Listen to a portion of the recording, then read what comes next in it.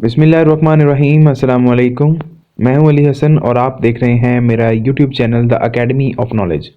उम्मीद करता हूं स्टूडेंट आप सब खैरियत से होंगे और आप लोगों के एग्ज़ाम बहुत अच्छे चल रहे होंगे।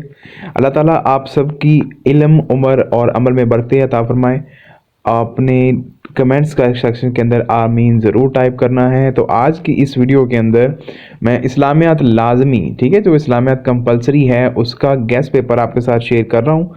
तो बेसिकली देखें, मैं तमाम अपनी गेस्ट पेपर्स की वीडियो में आपको बता चुका हूँ कि ये जो गेस्ट पेपर्स हैं ये सिर्फ आपकी तैयारी को टेस्ट करने के लिए, या आपकी जो तैयारी है ये अगर आप मुकम्मल तौर पर सब्जेक्ट अपना तैयार नहीं कर पाए तो आपने इम्पॉर्टेंट डाटा जो कि पास्ट पेपर्स की बेस के बाद से उठाया जा रहा है वो आपको बताना है। ठीक है, इसका बेसिक मकसद ये बिल्कुल भी नहीं है कि सारा का सारा पेपर इसमें से आएगा, लेकिन 90% पेपर इंशाल्लाह चांसेस हैं कि इसी गेस्ट पेपर में से बनेगा। तो सबसे पहले देखिए जी, आप स्टूडेंट, सबसे पहला जो आपका एमसीक्यूज़ पार्ट का क्वेश्चन होगा और शॉर्ट क्वेश्चन जो आपके यानी मुख्तसर सवाल आएंगे। सबसे पहले तो आप एक बात समझ लें कि आपकी ये जो बुक है, देखें इसका जो पेपर है ये बहुत ज़्यादा इसमें पास्ट पेपर जो है वो इन्वॉल्व नहीं है क्योंकि ये बुक आपकी चेंज हुई है। लेकिन इम्पॉर्टेंट डाटा की अगर बात की जाए तो आपने तमाम असबाक के जो एक्सरसाइज के अंदर आपको दिए गए एमसीक्यूज़ हैं और जो मुख्तसर सवालात हैं वो आपने तैयार करने हैं। पेपर के अंदर आपको 2 पोर्शन के अंदर शॉर्ट क्वेश्चंस पूछे जाएंगे। ठीक है, दोनों में 9 मुख्तसर सवालात होंगे जिनमें से आपको जो है 6 सवालात के जवाबात देने हैं, जिससे मुराद है कि आपके ये टोटल 24 नंबर के जो है शॉर्ट क्वेश्चंस बनेंगे। अगर आप ये शॉर्ट क्वेश्चंस एक्सरसाइजेस के ही तैयार कर लेते हैं तो आपका 90% जो है वो ये वाला पोर्शन आप आसानी से हल कर सकते हैं। उसी के साथ साथ अगर हम आगे देखें तो ज़्यादातर सवालात जो हैं वो इसके अंदर से ही आ रही हैं जो आपकी एक्सरसाइज के क्वेश्चन होंगे। ठीक है, मशकी सवालात अगर आप कर लेते हैं तो यही आपके लिए अनफ तैयारी हो जाएगी शॉर्ट क्वेश्चंस के लिए।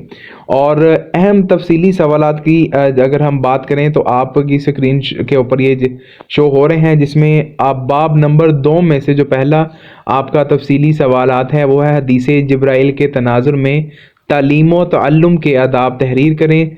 नंबर 2 पे बाब 2 का जो क्वेश्चन है अकीदा आखरत पर जामिया नोट। उसी के बाद बाब 2 का ही अगला क्वेश्चन ज़कात व उशर पर जामिया नोट लिखें। नंबर 4 पर बाब सोम से खुतबा हज्जतुल विदा पर नोट लिखिए।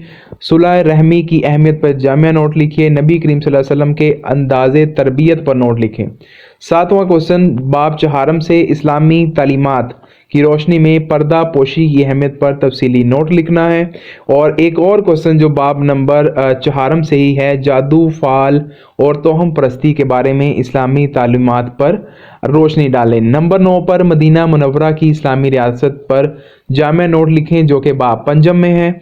इसी के साथ इस्लाम के तसव्वुर जहाद पर जामिया नोट लिखें, ये भी बाब 5 से। और बाब 6 से हज़रत अम्र बिन आस की शख्सियत पर तफसीली मज़मून लिखें।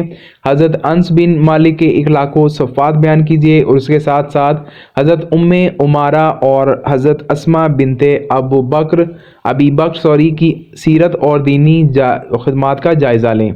उसके बाद बाब 6 से ही एक और क्वेश्चन शाह अब्दुल अजीज़ की शख्सियत और माशरती किरदार पर नोट लिखें। और जो 15वां सवाल इम्पोर्टेंट जो है वो इस्लामी तहजीब के मुतयाज़ात यानी खसूसियात और असरात का जायज़ा लेना है।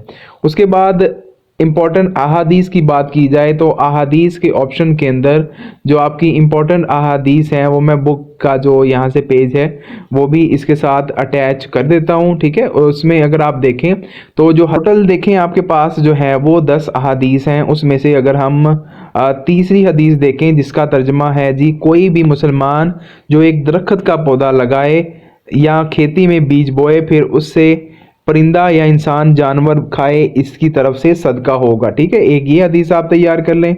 उसके बाद आपने जो अगली हदीस तैयार करनी है वो हदीस नंबर 5 जिसका तर्जमा मुसलमान का भाई है, ना इस पर जुल्म करता है, ना इसे बेयारो मददगार छोड़ता है।